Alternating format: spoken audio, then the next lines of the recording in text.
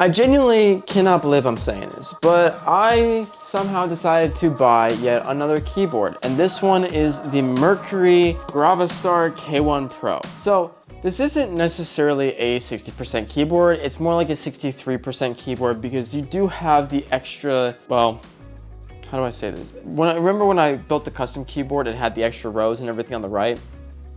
Same thing. So firstly, this thing actually says it is a 75% wireless mechanical gaming keyboard. So this is literally the first wireless mechanical gaming keyboard I've ever reviewed and I've ever bought for myself. This has an aluminum alloy frame. Let's see what else it's got. 79 keys, 8,000 mega amps, and it's 1.18 kilograms. Cool. Now it does have an MX structure linear switch, which is the POK plus POM, whatever that means. So you might be asking yourself, why am I reviewing yet another keyboard? Well, it's because from the same company of Gravastar, I reviewed the Mercury Pro. That sucker was the heaviest mouse I've ever held in my possession. 3, 2, 1. 82 grams. And it was super cool because it was literally an invisible transparent mouse. Was it worth it? No, but it was still cool. So all we're gonna do is a simple unboxing because I cannot wait to tell you guys towards the middle end of this video of how much this thing actually cost me. You can probably already tell how much it was, or guess, just by the tone of my voice and the look on my face. But here we have the Mercury gaming keyboard. Maybe I don't know the name of the mouse that I reviewed. Anyways, it doesn't matter. That was really satisfying. This is how it comes. It's very lovely. It looks awesome.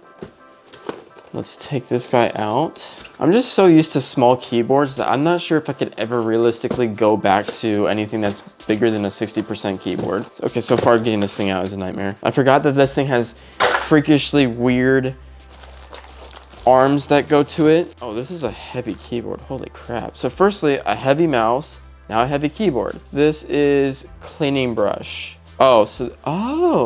So here's what's really interesting. I gotta show you guys this. This is the first keyboard where I've ever seen it come with 4 different switches. So you have a speedy mint switch, a panda switch, which is pink or like purple pink. And you have crystal black switch and a crystal white switch. Obviously all are gonna do different things, I would assume.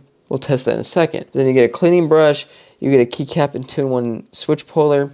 Comes with everything. And then, well, the rest of it is in here too. Okay, so to dive deeper into this little thing here, I'm gonna see if I can somehow get this out. So obviously this is just like this is the little box. I'm assuming this is probably some sort of charging cable. I am very much correct.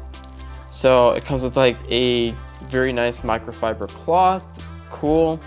And then your typical USB type to USB type C. Pretty standard. I'd assume this is probably for charging. If not, maybe you can use this wired too. There's one thing about using wireless mice, but to use a wireless keyboard is not the vibe. You'd have so much input lag no matter what that it's not worth it. Now, let's see if I can get these switches out because I'm actually really curious to see if there's any differences. So this one was the Speedy Mint switch. It's actually very nice. I like it. This is the Panda switch. Oh, it's definitely a lot more clicky. This one's very silent.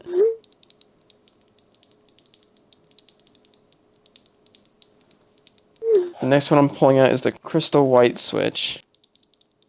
So as you can see, I'm starting to think that they all sound and feel the same. Okay, maybe it's just me, but I'm starting to think this is maybe just a placebo effect where it's like you think they're different switches, but maybe they're really not. And then this is the crystal black switch. Yeah, I feel like it's a placebo effect.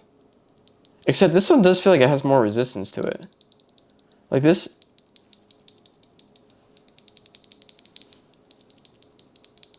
No, this one's definitely silent. Okay, I think they legitimately do have some differences to them. Not necessarily saying it's a lot, but it's somewhat noticeable. Anyways, you got the brush and you got the puller. So really, it's time for the main cuisine here. This is the Gravastar K1 PRO. Wow, this thing is freaking heavy as interesting design. I mean, this thing is literally made out of metal. Like it's a very, very heavy mouse. keyboard. Good news is, I was right. You can either A, plug it in USB to USB Type-C, or via the little chip, like if it was for a mouse. But I would never even recommend using a gaming keyboard as wireless. It's not a good play. So this gaming keyboard is very interesting because, again, it allows you to play via a USB to USB Type-C, and then it allows you also to play Bluetooth and over Wi-Fi. And it also allows you to convert the keyboard from a Windows keyboard to a Mac keyboard and vice versa. And again, I don't need to use the USB cable that it came with. I'm just gonna use the original MX keyboard one that I have because I still use this one. It's the same thing as long as it's USB Type-C. We're not gonna plug it in and, well, here we go. I'm just gonna do it like this so that you guys can see. In 3, 2, 1. Oh, whoa, that is so cool. Oh my God, okay, look at that. Literally, it's just a logo. Let's try this out here. Dude, that's insane. The cool thing is about this keyboard too, is that the keycaps itself, I'm fairly certain are made of glass. Like, not a hard plastic, they are genuinely made out of glass. I will say for once, this is a keyboard that has not only wowed me with the quality of it. Like, the mouse that I reviewed at the same company, I'm not saying it was a bad mouse, it's just I'm not a person that likes heavy mice. I like the light mice because I really want to not have a whole arm workout for the period of an hour of gaming. Versus a keyboard, I feel like genuinely to have a heavy keyboard is something special. But I mean, check this out. It's also got an animation to it. One thing you can always do if you guys are ever curious to see if this is glass or plastic, we're gonna take a keycap off. I genuinely think it's glass, otherwise it wouldn't be so heavy. Ah, dang it. Nah, that's just really hard plastic. So hear me out. Truthfully, do I think you should buy this thing? Depends on what your needs are.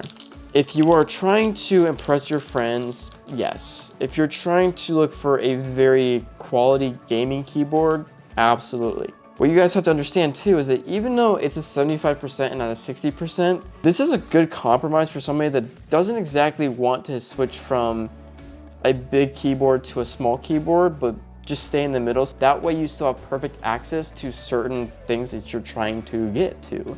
I'm sorry, but I'm genuinely obsessed with how this thing sounds. Oh.